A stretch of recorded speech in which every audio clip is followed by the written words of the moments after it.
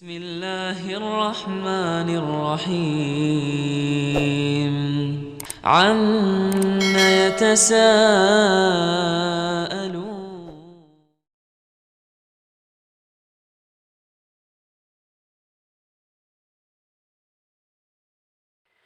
Baik, pembahasan yang pertama di dalam ilmu nahu yaitu berkaitan dengan kalam. Kalam itu adalah ucapan di dalam bahasa Arab. Nah, ucapan di dalam bahasa Arab, kalimatnya terdiri daripada kalimat isim, fi'il, dan huruf. Jadi kalimat-kalimat di dalam bahasa Arab itu hanya ada 3 macam saja, yaitu kalimat isim, kalimat fi'il, dan kalimat huruf. Maka ketika kita ingin mampu membaca kitab kuning atau membaca kitab Arab gundul yang tidak ada harokatnya, langkah yang pertama adalah bisa membedakan antara kalimat isim, kalimat fi'il, dan kalimat huruf. Lalu bagaimana agar kita bisa membedakan antara isim, fi'il dengan huruf? Nah, membedakannya itu dengan mengenali tandanya masing-masing. Yang pertama yang kita bahas adalah tanda-tanda isim. Tanda-tanda isim itu sebenarnya banyak, tetapi bisa kita simpulkan menjadi 2 tanda saja. Yang pertama, isim itu memiliki tanda adanya alif lam. Yang kedua, isim itu memiliki tanwin. Nah, yang pertama isim itu beralif lam. Contohnya al-masjidu. Al-masjidu itu termasuk kalimat isim. Dari mana kita tahu? Dari tanda isimnya, yaitu adanya alif lam di awal kalimat. Al-masjidu.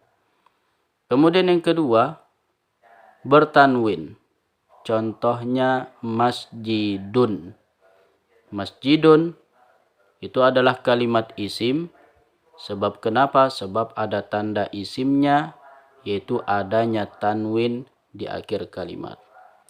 Kesimpulannya, setiap kalimat yang beralif lam ataupun dia bertanwin, maka dia digolongkan kepada kalimat isim. Nah, kemudian isim bisa dilihat dari segi nau'un dan bisa dilihat dari segi adadun. Yang pertama, isim dilihat dari segi nau'un adalah isim dilihat dari segi macamnya. Dan dia terbagi kepada 2. Ada namanya isim mudzakkar dan ada namanya isim muannas. Maka kita harus mampu membedakan mana mudzakkar, mana muannas. Karena ini juga berkaitan dengan isim menurut adad. Yang pertama yang kita bahas dulu isim muannas.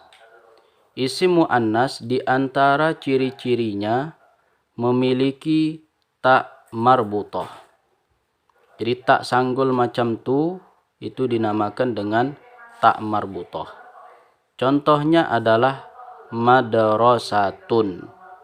Tun itu adalah tak marbutahnya. Sehingga madrasatun digolongkan kepada isim muannas.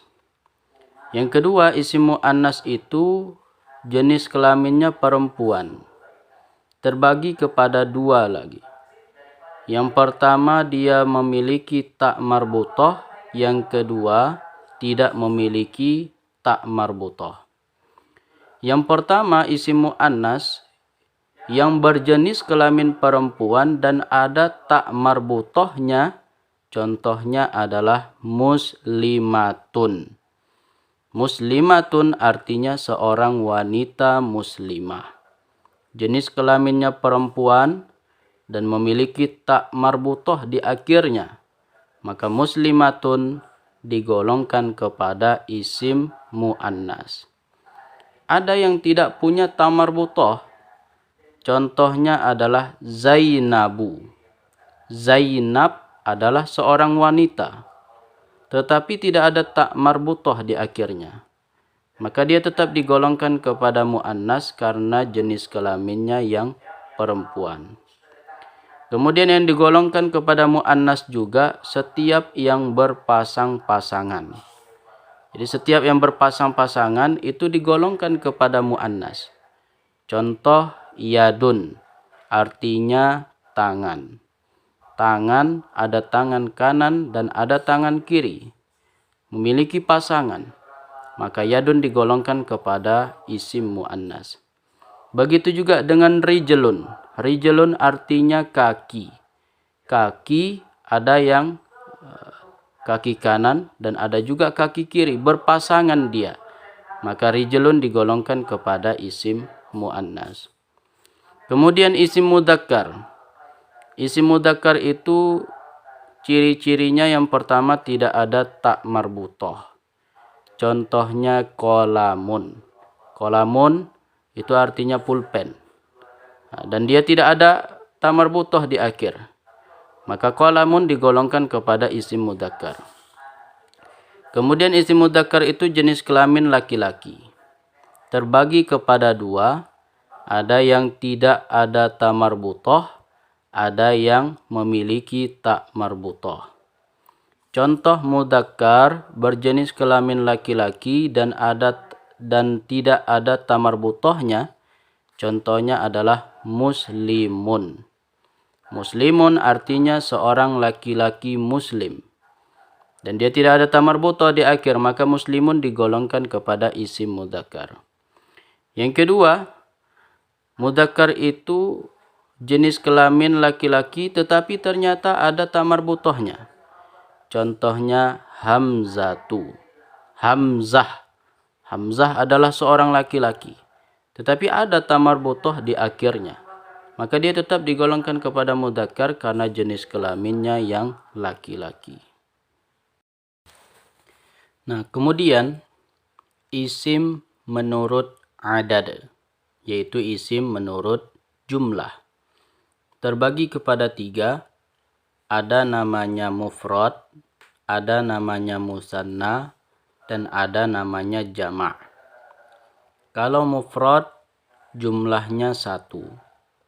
Sedangkan musanna jumlahnya 2. Dan jama' jumlahnya 3 ke atas. Kemudian jama' terbagi lagi kepada 3. Ada jama' mudzakkar salim, ada jama' muannas salim, dan ada jama' taksir. Contoh muslimun. Muslimun artinya seorang laki-laki muslim. Berarti jumlahnya ada 1 orang. Maka muslimun itu disebut sebagai isim mufrad. Nah, kemudian kita ingin jadikan 1 muslim menjadi 2 muslim. Berarti mengubah mufrad menjadi musanna. Caranya gimana? Caranya ada 2. Yang pertama dengan menambahkan alif nun, maka bacaannya menjadi muslimani. Kemudian cara yang kedua dengan menambahkan ya nun, maka bacanya menjadi muslimaini. Maka muslimani dan muslimaini artinya adalah 2 orang muslim, 2 laki-laki muslim. Kemudian kita ingin jadikan jama'. Jama' itu ada 3, ada jama' mudzakkar salim, ada jama' muannas salim, dan ada jama' taksir. Nah, kalimat muslimun ini masuknya kepada jama' mudzakkar salim. Sebab kenapa? Sebab muslimun adalah isim mudzakkar. Maka jamaknya jama' mudzakkar salim. Caranya gimana? Dengan menambahkan waw nun. Maka muslimun tambah waw nun bacaannya menjadi muslimuna. Kemudian yang kedua dengan menambahkan ya nun. Maka muslimun tambah ya nun bacaannya menjadi muslimina. Kemudian contoh yang lain misalkan muslimatun, seorang wanita muslimah. Nah, kita ingin jadikan 1 muslimah menjadi 2 muslimah. Caranya sama dengan yang di atas. Yang pertama dengan menambahkan alif nun. Maka muslimatun tambah alif nun bacaannya menjadi muslimatani. Kemudian yang kedua dengan menambahkan ya nun. Maka muslimatun tambah ya nun bacaannya menjadi muslimataini. Kemudian ketika kita ingin jadikan dia jamak, dia masuk kepada jamak muannas salim. Sebab kenapa? Sebab muslimatun adalah isim muannas. Sehingga jamaknya adalah jamak muannas salim. Caranya gimana? Dengan menambahkan alif dan ta. Tapi sebelum kita tambahkan alif ta, kalimat muslimatun, tunnya dihapus terlebih dahulu, lalu tambahkan alif dan ta sehingga bacaannya menjadi muslimatun.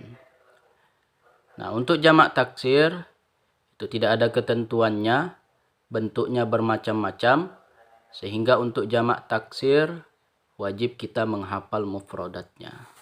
Wallahu a'lam bissawab.